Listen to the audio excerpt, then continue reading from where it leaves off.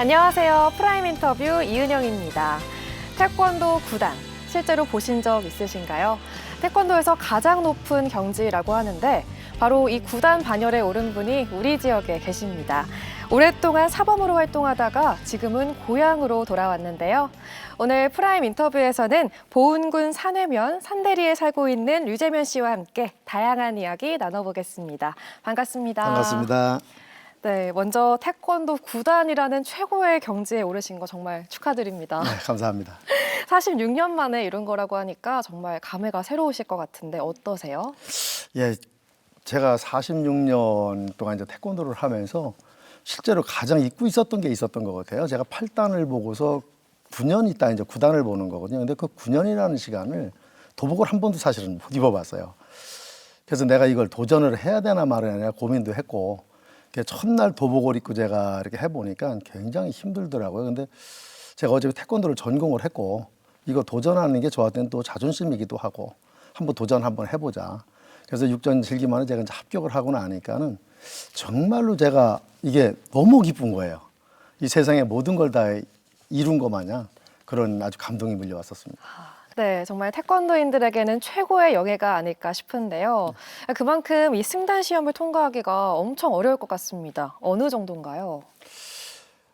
예, 지금 이제 태권도 준비하는 기간만 실제로 한 33년이 걸린다고 그러는데, 저 같은 경우에는 이제 심사를 뭐 계속 이렇게 본 게 아니라 좀 띄움띄움 보다 보니까 실제로 이제 46년이라는 세월이 이제 걸린 거고요.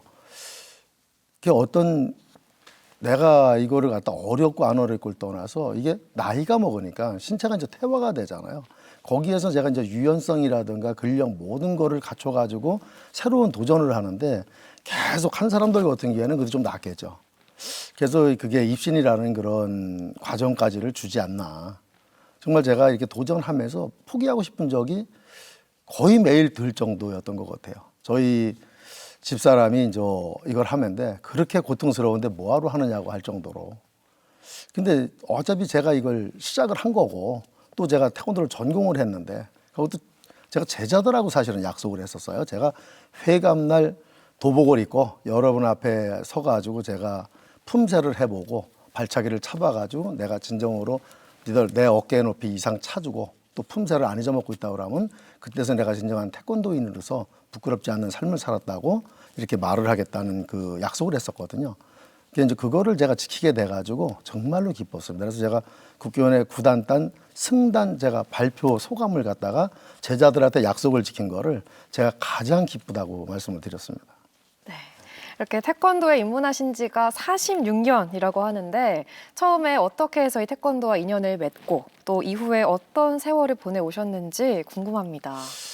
보건중학교 입학해가지고 보니까 중간놀이 시간에 그 태권도 체육관에 들어와가지고 그 태권도를 가리키는 거예요. 그래서 저도 이제 그때 잠깐 동안이지만 저 한 몇 개월 태권도 도복을 처음으로 이제 입어봤고, 이제 고등학교를 들어갔는데 거기서 특기 활동반이라는 게 이제 저희 학교 다닐 때는 있었거든요. 거기서 태권도부 모집을 한다고 그래서 친구 따라서 이제 찾아간 거예요. 그래 갔는데 그 태권도 하는 모습이 너무 멋있는 겁니다. 그래가지고 저도 이제 그 특활부에 들어가가지고 처음으로 이제 도복을 입게 된 게 제가 이제 그 계기가 됐던 거죠. 네, 이후에도 대학에서 태권도를 전공하셨을 거고 또 지도자의 길을 걸으셨을 거 아니에요? 네네. 그때 얘기 좀 해주세요. 네, 그러겠습니다. 제가 이제 대학교를 용인대학교 이제 격기학과 태권도부라는 게 있었어요. 저희 때는 이제 태권도 학과가 저희 때는 없었고, 그래서 이제 거기서 전공을 하면서 이제 선수 생활도 하고, 제가 이천에서 생활을 한 적이 있어요. 근데 그때 이천 남국민학교 교장 선생님을 우연하게 뵀는데 우리 남국민학교에 여기 태권도부를 창설을 하면 어떻겠냐는 제안을 받고 그때 이제 창설을 해서 제가 1년 동안 이제 학생들 시범단 겸 이제 태권도부를 운영을 하면 그때 이제 가르친 제자들이 지금 임창정이고요. 네. 그때부터 이제 본격적으로 태권도 지도자의 길을 걷기 시작을 한 거였습니다. 그때가 86년도였습니다. 지인분이 이런 말을 하는 거예요. 네 고향에는 지금 제대로 된 태권도를 배우고 이런 사범이 가르치는 데가 없을 거다. 그럼 네가 제대로 배웠으니까 고향 가가지고 한번 해보면 어떡하냐는 말을 하길래 그 말에 제가 듣고서 바로 이제 고향을 내려와가지고 한 일주일 동안 각 체육관을 돌면서 이제 확인을 해봤어요. 근데 실제로 그렇게 맞더라고요. 자격도 안 되는 체육관이 많았었고, 그다음에 매트도 하나 안 깔린 데서 흙바닥에 옛날에 그 천막만 깔고서 이렇게 운동을 가르치는데, 이래가지고 아, 여기 와가지고 내가 하면서 고향에서 후진 약성을 하면 맞겠구나 해가지고 그런 계기로 돼가지고 이제 90년 말에 제가 이제 내려왔습니다. 여기를. 근데 그렇게 체육관을 운영하면서 후진 양성을 하셨을 텐데 그 일을 또 결국 접을 수밖에 없었다면서요. 무슨 사연이 있었던 건가요? 예, 이제 보훈에서 제가 그때 한 17년, 한 20년 가까이 이제 태권도를 운영을 하면서 이제 저희들이 전국 생활체육대회에서도 우승을 하고 또 이제 충청북도 화랑기 대회라든가 이런 데서 종합 우승까지 하면서 뭐 실제로 충북에서는 그 태권무라든가 단체 품새 같은 거는 경쟁할 수 있는 자체가 없을 정도로 그 정도 이제 뛰어난 그런 과정을 했었거든요. 근데 저는 이제 소신이 항상 젊었을 때부터 뭐랬냐면은 태권도 관장이나 사범은 만 50이면은 내려놔야 된다는 생각을 했어요. 그러니까 이제 제자들한테 물려줘야지 된다는 생각을 했었고, 이제 그런 과정에 김대중 대통령 시절에 태권도 공원을 가지고 전국이 막 들썩거릴 때가 있었습니다. 그때 보훈군이 이제 그 태권도 공원에 뛰어들면서 이제 태권도인들 간에도 갈등을 생기고 막 이러는 걸 보면서 제가 아, 내가 이걸 왜 이렇게 하고 있는가. 그렇게 수십 년 동안 이 태권도 사범으로 활동을 하시다가 그만두셨잖아요. 예. 그때 좀 허전하기도 하고 막막하기도 하고 그랬을 것 같은데 그때 얘기 좀 해주세요. 예, 처음에 그걸 딱 체육관을 그만두고서 하니까 시간이 너무 많은 거예요. 그 이제 농사를 이제 부모님 밑에 가서 내가 지면서 가수원을 이제 그 전서 조금씩 이제 이렇게 복숭아 가수원을 좀 만들어 놓은 게 있어가지고 거기서 일을 하는데도 뭐 전국에 이제 친구들이 워낙 이제 많으니까 태권도 하는 친구들이 뭐 1년이면 한 1,000명, 2,000명씩 이제 찾아오잖아요. 그래 그 친구들하고 같이 술 한잔 먹고 얘기하다 보면은 야, 너 왜 그 잘 되는 체육관을 그만두고 이렇게 농촌에 썩느냐고 할 적에. 근데 제가 그때 느낀 거는 태권도는 인저는 내가 멀리 해도 되는 거 이렇게 생각을 했어요. 그러면서 제가 이제 이 방황을 하고 이렇게 사는 과정에서도 그때 한 마을이라는 단어가 들어왔어요. 그러면서 체험 마을, 그다음에 그때 이제 이 권역이라는 마을 사업도 있었고 그러면서 그게 이제 그 노무현 대통령 시절서부터가 굉장히 체험 휴양 마을이라든가 이런 게 이제 활성화가 되기 시작했거든요. 그래서 아, 우리 마을을 전체를 그렇게 가지고 가면 되겠구나. 그러면서 내가 해줄 수 있는 게 뭔가. 거기서 이제 중심을 잡고서 농촌 이제 개발이라는 그쪽으로 이제 뛰어들게 된 사연이었습니다. 네, 오랜 세월이 흐르는 동안 이 고향도 많이 변했고 또 나 자신도 변했잖아요. 그런 입장이 되면 이 고향이 좀 달라 보일 것 같아요. 그러면 그 상황에서 뭔가 바꾸고 싶은 거, 내가 해야 할 일 이런 것들이 좀 보이던가요? 그렇죠. 저희가 이제 거기서 태어나고 또 거기서 자라고 뭐 대대로 한 번도 거기를 떠나본 적이 없잖아요. 저희들이 이제 어렸을 때는 실제로 개구장이들 마냥 부모님 피해가지고 산에 가서 집 짓고 움막 쪄놓고 거 가서 놀고 팽이치기 하고 딱지치기 하고 또 겨울이면 저희들이 썰매장 만들어 놀고 어디 하나 저희들 추억이 깃들어져 있지 않은 데가 없잖아요. 근데 그곳을 제가 다 걸어서 산이라는 산을 다 한 번 돌아야 돼요. 근데 숲이 우거져가지고 나무를 해서 안 떼고 다 연탄을 떼고 이제 가스를 떼고 이러다 보니까 올라갔는데 아무 데도 안 보이는 겁니다. 근데 길은 그대로 남아 있는 거예요. 몇십 년 전에 그 길이 사람들이 나무지게 지고서 가던 길이 그대로 남아 있어서 야, 사람의 발자국이 이렇게 무서운 거구나. 그래서 그때 사다리를 제가 큰 거를 하나 둘러매고서 그 탁 가가지고 나무에다 올려놓고 탁 쳐다봤어요. 근데 우리 마을 마냥 이렇게 이쁘고 자연이 잘 보존되어 있는 데가 없는 거예요. 근데 그게 제가 자라날 때나 이때는 몰랐던 거죠. 그래서 보니까 우위로다가 마을도 없고 저희들이 마지막 마을이었던 거예요. 그래서 야, 이게 산 속에 한 마을로서 이게 에버랜드만한 터를 가지고 있는 거잖아요. 근데 우리 마을 전체 수익을 따져보니까 조수익이 5억이 안 되는 겁니다. 그렇다면 에버랜드하고 똑같은 땅을 가지고 에버랜드는 1조 원 가까운 걸 올리는 거고 저희 마을은 5억이 안 되는 거는 그럼 경영의 문제가 아니겠냐. 그러면 이거를 갖다가 정부를 활용하고 지자체를 활용해 가지고 우리 마을을 어떤 식으로 한번 개발을 해볼 건가를 고민을 하기 시작을 한 거죠. 그때 이제 제가 농림부를 올라가고 11개 부처에 있는 체험휴양마을이라든가 지원하는 걸 모든 걸 해보니까 한 마을에 최고 15억까지 지원이 가능한 게 있었어요. 아름마을이라고 10억짜리가 있었고, 근데 장수마을이라는 게 이제 있었고, 그 저희들이 그때 가장 적은 이제 볕집공의 전수마을이라는 거를 저희들이 이제 선정이 됐어요. 농촌진흥청에서 하는 거. 그게 3천만 원이었는데 우리 마을 어르신들이 생활 그 볕집공예 하는 거가 일상 생활이 돼 있었고 산속이다 보니까. 그래서 우리 마을 주민이 가장 잘하는 게 볕집공예였어요. 그래서 그 전수마을로 지정을 받아가지고 전국을 견학도 다녀가면서 또 그걸 만들어가지고 전시도 하시면서 우리 마을이 확 바뀐 게 있어요. 담배를 다 끊으신 겁니다. 우리 마을에 그 당시만 해도 전체가 다 담배를 피우셨는데 그 후로는 다 끊으시고 2명만, 젊은 사람들 2명만 담배를 못 끊었었어요. 네, 그런 좋은 현상을 보고 이제 우리 마을이 정말로 오염 안 시키고 발전할 수 있는 그런 길이 있겠구나. 정부와 지자체가 같이 활용해서 간다고 그러면은 이게 너무 좋은 그런 프로젝트가 되겠다 생각해가지고 그쪽으로 이제 뛰어들게 됐습니다. 네, 이렇게 태권도 사법에서 마을 살리기 활동으로 제2의 삶을 살게 된 류재면 대표의 이야기가 점점 더 흥미진진해지는 것 같은데요. 프라임 인터뷰, 오늘은 태권도 9단 반열에 오른 그리고 영농조합을 운영하고 있는 류재면 대표와 함께하고 있는데요. 계속해서 이야기 나눠보도록 하겠습니다.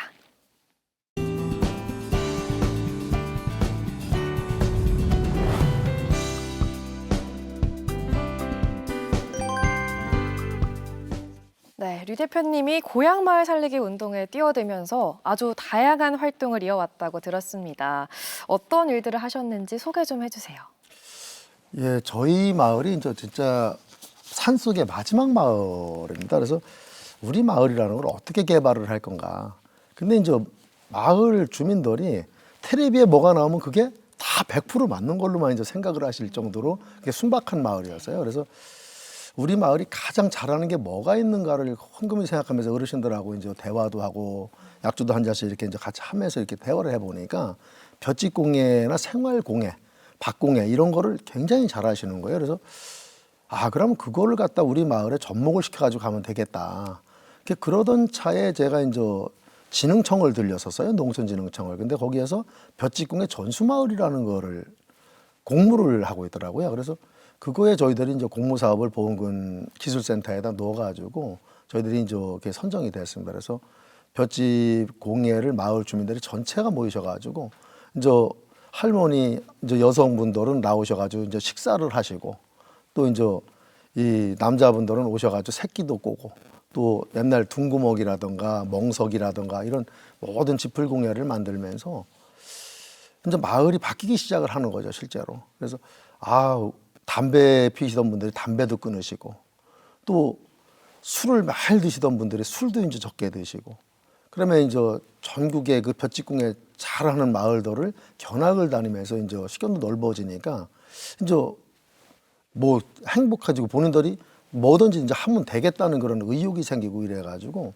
저희들이 불편함 없이 정말로 너무 행복한 그 2년을 보냈던 것 같아요, 볕집공예를. 이제 그거를 하다가 이제 마을 어르신이 이제 오셔가지고 야 이거 말고 다른 사업은 또 이제 없냐. 이제 그런 걸 하면서 제가 공무사업 그 난을 이제 그때는 이제 컴퓨터 자체가 사실은 활성화가 안 돼 있을 때니까요. 진흥청서부터 제가 농림부를 다 들어가서 확인을 했습니다. 그랬더니 이제 장수마을이라는 프로젝트가 있더라고요. 농촌 장수마을. 그래서 그게 1억 5천만 원이었었는데 저희들이 우리 마을을 가장 아름답게 만들기 위해서는 이거가 필요하겠구나. 그래서 이제 공모사업을 들어간 거예요. 이장님하고 이제 마을 주민들 전체가 다 서명을 해가지고 들어가서 저희들이 이제 충청북도에 2군데 뽑는데 저희들이 선정이 된 거거든요. 그래서 저희가 그때 철쭉하고 연산홍 이 모든 것을 10만 주를 심었어요. 그래서 우리 마을에 그걸 전체를 다 꽃이 피게끔 만들자. 그러고 그걸 조경회사나 이 다른 데 판매를 하면 마을 기금도 조성이 되겠구나 해가지고 심었는데 그걸 딱 심어놓고 그 다음에 IMF가 온 겁니다. 그러면서 모든 수요가 줄어가지고 그걸 어떻게 처분을 할 수가 없는 상황이 된 거죠. 그래서 우리 마을 주민들이 그 철쭉꽃을 다 가지고 진천장서부터 이 충청북도의 장이라는 장은 다 가서 그걸 팔기 시작을 했어요. 그래서 이제 마을 기금도 그렇게 하면서 한 2, 3천만 원씩 이제 만들어지고 이러니까 이제 마을 주민들이 야, 우리가 뭔가를 하면 되겠구나. 그런 생각에 이제 모든 과정을 이제 하면서 하나하나 이렇게 이제 만들어 가는데 마을이 조금씩 변하고요. 또 마을 주민이 변하고 그러면서 환경이 지켜지니까 이제 그게 가장 중요했던 것 같습니다. 네, 이렇게 다양한 활동을 해오신 류 대표님의 양력을 제가 봤더니 두 개 조직에서 대표를 하고 계시던데 영농조합과 농업회사 이 하나는 어떤 일을 하는지 짐작을 할 수 있는데 이 농업회사가 궁금합니다. 이거에 대해서 설명 좀 해주시죠. 이제 저희들이 농업회사법인 마루치는 이제 저희들이 농업 가공 시설을 이제 중점적으로 이제 할 계획을 잡은 거예요. 저희 마을이 이제 체험 휴양 마을로 돼가지고 도시 관광객이나 이 모든 사람이 와가지고 이제 관광 자원은 이제 돼 있는데 미니어처도 돼 있고요. 그러면 이제 농산물을 생산하는 거를 어떻게 할 거냐? 그러면 그거를 가공을 하려고 그러면은 실제로 그 인허가라든가 이게 굉장히 복잡합니다. 그래서 한 회사에다 그걸 다 둬가지고 가기는 힘들고 이제 회사 법인을 만들어가지고 마을 주민들이 주가 돼가지고 이제 경영을 할 수 있도록 이제 만들어주자고 만들었는데 실제로는 이제 이게 사스라든가 메리스라든가 지금 코로나까지 이게 계속 이런 바이러스 공격으로 인해 가지고 실제로는 이제 마을 전체가 수도비 되어 있는 그런 상황인 거죠. 이게 이제는 어떤 식으로 갈 건가? 농업도 뭐 지금은 생산 단가가 워낙 높으니까 실제로 농민들도 다 이제 어려운 거거든요, 지금. 그래서 그 단가라든가 이런 거를 다 줄이는 방법으로 가는데 인건비는 인건비대로 올라가고 또 지금 뭐 시골에 가면은 아주머니들 인건비도 11만 원이에요. 거기다 남자분들 같은 경우에는 15만 원입니다. 그분들을 모셔와 가지고 농사를 짓는다는 자체가 사실은 이제 불가능한 시대가 된 거죠. 그래 이제 앞으로 저희들이 스스로가 마을이 변화하고 도시민이 우리 마을에 찾아와 가지고 소비를 하지 않으면은 이게 힘들겠구나 하는 생각에 저희들이 이제 농어촌 휴양마을과 이제 이런 인성학교를 이제 갖게 된 거죠. 네, 이렇게 농업의 어려움에 대해서 많이 말씀을 해주셨는데 영농조합에서의 활동을 조금 더 얘기를 해주시죠. 예, 저희 이제 3대 복합 영농조합법인에서는 저희들이 이제 마루치 인성학교, 그다음에 자연학교 이 모든 이제 농촌 자원을 가지고 이제 도시 학생들에게 이 인성을 가리키는 학교로서의 그 모든 역할을 다 하는 그런 자체가 돼 있거든요. 그래서 저희들이 처음에 이제 이 마을 법인을 할 적에 저희 마을에 이제 30가구 정도 되는데 30가구가 전체가 다 이제 들어온 법이네요. 그래서 여기에서 우리가 뭐를 하면 되겠냐고 이제 마을 주민과 했을 적에 우리 마을을 가지고 자라나는 학생들한테 자연을 가지고 가리키는 학교를 만들자. 그러던 차에 이제 농림부 장관하고 교육부 장관님이 이 농어촌 체험 휴양마을에 인성학교를 하자 이래가지고 이제 협약을 체결해가지고 전국에 지금 제가 알기로 한 80여 개의 인성학교가 이제 신설이 된 걸로 알고 있습니다. 그래서 모든 학생들이 이제 농어촌으로 오는데 직업체험처로다가 이제 지정이 돼 있는 과정이고요. 그다음에 이제 학생들이 지금 이제 내가 뭔가를 직접 이제 해본 게 없으니까 그래서 지금이라는 게 우리라는 게 인성이라는 게 나라는 게 정직 책임이고요. 그다음에 이제 우리라는 게 존중, 배려, 공감이고 그다음에 사회라는 게 소통, 협동이거든요. 그래서 그거를 농촌에서 모든 체험을 통해 가지고 이걸 할 수 있는 7가지 덕목을 가지고 만들어진 게 인성학교입니다.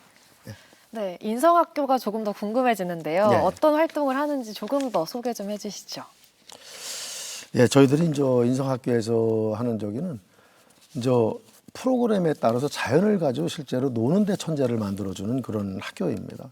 그래서 자연에서 노는 자체만 가도 애들한테는 삶이고 그 자체가 노는 게 밥이라고 그러거든요. 근데 지금 우리나라에서 보면은 모든 게 도시화가 돼가지고 다 세멘트 바닥에서 노는 거잖아요. 그래서 시골에 오면은 이 마음 놓고 자연 속에서 뛰어놀 수 있는 공간. 그다음에 거기서 내가 모든 거는 다 내가 직접 해보는 거. 누군가가 가리키는 게 아니고. 그래서 거기서 같이 소통하면서 자연을 배워가며 놀이에서 배우는 그런 학교가 인성학교라고 생각을 합니다. 네, 이렇게 하고 계신 일이 다양하지만 이 모두 고향마을 살리기 운동이라고 할 수 있겠습니다. 그런데 이 농촌 체험이든 인성교육 프로그램이든 지금 코로나19 때문에 많은 차질이 있을 것 같아요. 어떠신가요? 지금 뭐 코로나19 바이러스로 온 국민이 힘들어하고 또 저희도 힘들지만은 뭐 코로나한테 이대로 질 수는 없잖아요. 그나마 저희는 산속에 있는 마을이라 마을 곳곳에 있는 계곡과 숲속을 산책하고 움직일 수 있다는 자체만 가져도 그래도 좀 복받은 동네가 아닌가 저희 마을 주민들이 그렇게 생각하고 있습니다. 이제 저희들이 22년에는 잘산대 대박마을과 마루치 인성학교, 무봉산 자연학교, 잘산대 대박 가족캠프 등에 대한 30년 발전 계획을 수립하고 그다음에 이제 잘 보존되어 있는 자연과 환경을 더욱더 보존하면서 영구적 수확을 통해 이제 의욕이 충만하고 삶의 질을 높여서 행복이 넘치는 마을과 인성학교와 자연학교로 거듭날 수 있도록 저희들이 이제 프로젝트를 짤 계획을 가지고 있습니다. 네, 이 고향마을 살리기 운동을 해 오시면서 류 대표님이 또 하나 관심을 가지게 된 분야가 바로 환경 분야라고 들었는데요. 이 부분에 대한 소신과 계획도 궁금합니다.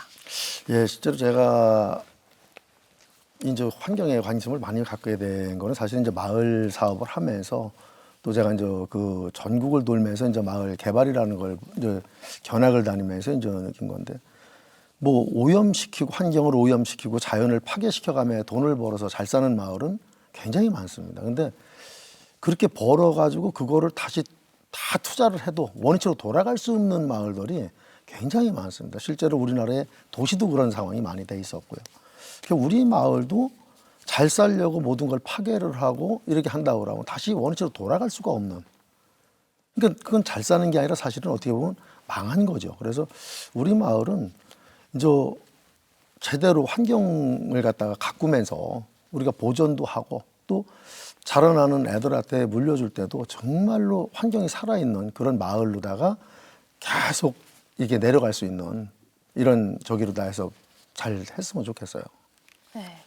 지금까지 말씀을 들어보니까 뭐 한 번도 해보지 못한 일을 해야 할 때도 있고 또 미처 상상도 못한 일이 벌어지기도 하고 그런 것 같은데요. 기억에 남는 에피소드가 있다면 하나 얘기해 주시죠. 이제 처음에 제일 사실 에피소드가 있는 거는 초창기에 이제 저희들이 공모 사업을 들어갈 때요. 뭐 이제 3천만 원짜리, 1억짜리 이 정도는 마을 주민들이 그렇게 저기를 하질 않았어요. 근데 이제 50억짜리가 이제 보훈군 이제 사업이에요. 이제 테마 공원 조성 사업이라고 전국에 4개를 뽑는 건데 저희 마을이 이제 보훈군 대표로 나가가지고 보훈군에서 저희들이 이제 1등을 하고요.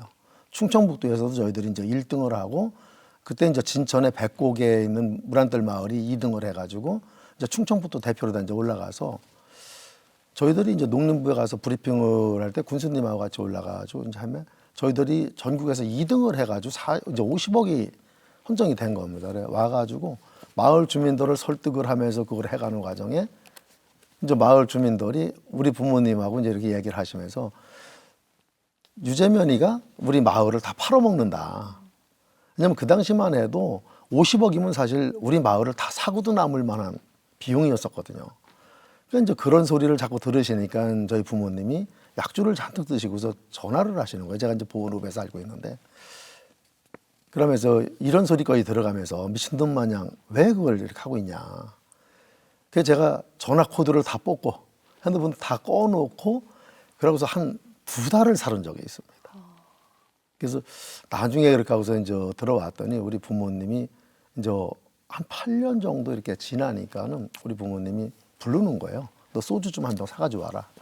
그래서 들어갔더니 이제 옆에 육춘 형님이 이제 낚시 가가지고 매운탕을 끓여 놓으셨더라고요. 그러면 소주를 한 잔 따로 주면서 네가 농사고 뭐고 다 개판으로 짓는데 이렇게 매일같이 그래도 아침에 6시면 들어오는 걸 보니까 네가 그래도 진정한 농민이다. 한번 도전 한번 해봐라. 그때 이게 8년 만에 우리 아버님이 저를 인정을 한 겁니다. 그때 정말로 제일 기뻤었죠. 그러고 뭐 이거 처음에 시작할 적에는 우리나라에 이제 체험 휴양마을이나 모든 게 다 초창기였으니까 공무원들이나 뭐 보훈군민 모두가 다 실제로 저 정신 나간 놈이라고 할 정도로 그런 소리를 들으면서 제가 이걸 시작을 한 거예요. 그러면서 제가 이제 이 과천에 정부청사가 있을 때인데 이제 뭐 행자부서부터 11개 부처를 다 가가지고 그 체험 휴양마을 뭐 지원할 수 있는 게 뭐가 있는가를 다 뒤져보니까 그때 당시가 그러니까 그 정도 지원을 할 수 있는 게 꽤 많았었어요. 그래서 마을 회의를 거쳐가지고 우리가 공무사업 뭐로 갈 거냐.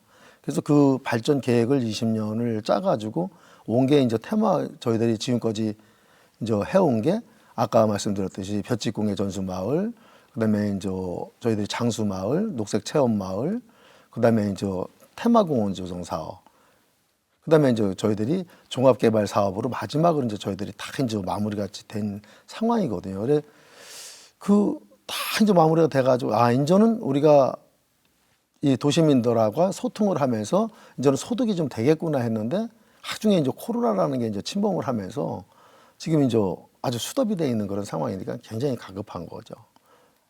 지금도 가장 에피소드가 이제 우리 아버님이 이제 지금 이제 한 3년 전에 돌아가셨는데 지금도 가장 죄스러운 게 그때 그렇게 하면서 제가 못 맞춰드린 거.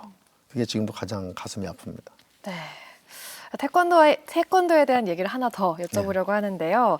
46년 동안 태권도인으로 살아오셨고 또 그 정도 연배면 사실 멈출만도 하거든요.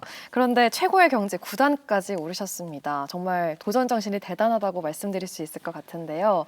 그런데 이제 더 오를 곳이 없잖아요. 그럼 혹시 태권도를 그만두실 생각이 있으신가요?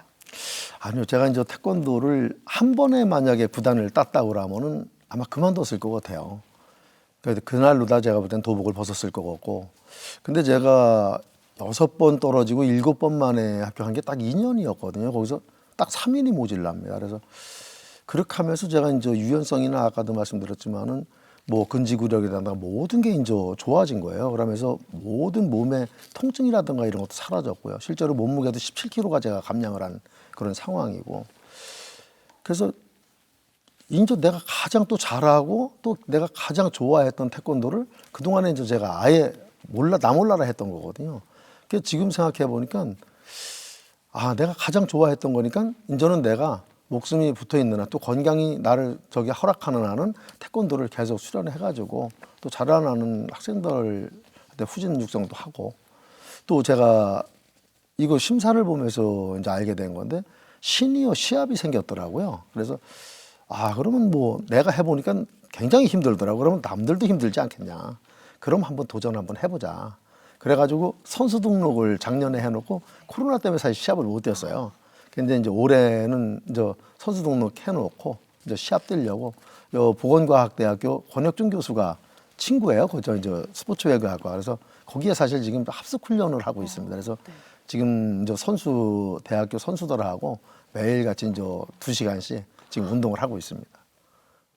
네, 인생 전반기는 태권도 사범으로 또 후반기는 농촌 살리기 활동가로 전력 질주를 해오셨는데요. 류 대표님의 궁극적인 인생 목표나 꿈 무엇인지 궁금합니다. 글쎄 앞으로 이제 뭐 제가 지금까지 어렸을 때는 노는 데 미쳤었고요. 또 그다음에 이제 학창 시절에는 태권도에 미쳐서 살았고 또 거기서 나와가지고는 또 이제 돈 버는 데 미쳐서 살아본 적도 있었고요. 근데 제 인생에서 가장 후회스러운 게 사실은 돈 버는 데 미쳐본 시간이 가장 아깝더라고요. 그래서 이제 지금서부터 제가 60이 딱 넘어서 앞으로의 저기를 내가 뭐에 미쳐볼 건가. 이거를 계획해 보니까 도전 없는 삶은 사실은 죽은 삶이라는 생각이 들어요. 그래서 제가 작년에도 이제 암벽 등반하고 트리클라이밍 자격을 이제 마스터 과정을 다 이제 이수를 했고, 그 이제 앞으로는 우리 마을이 진짜 오염 안 되고 영구적으로 이렇게 하면서 학생들에게 자연을 가리키는 그 학교로서 명목을 갖춰 나가는 그런데 한번 온몸을 바치고 싶습니다. 네. 프라임 인터뷰 지금까지 태권도 9단의 고수이면서 고향마을 살리기 활동가인 류재면 대표와 함께했는데요. 오늘 말씀 고맙습니다. 감사합니다. 함께하면 세상을 바꿀 수 있다고 하죠. 고향 사람들과 함께 아름다운 마을을 만들어가면서 새로운 농촌상을 보여주고 있는 류재면 대표.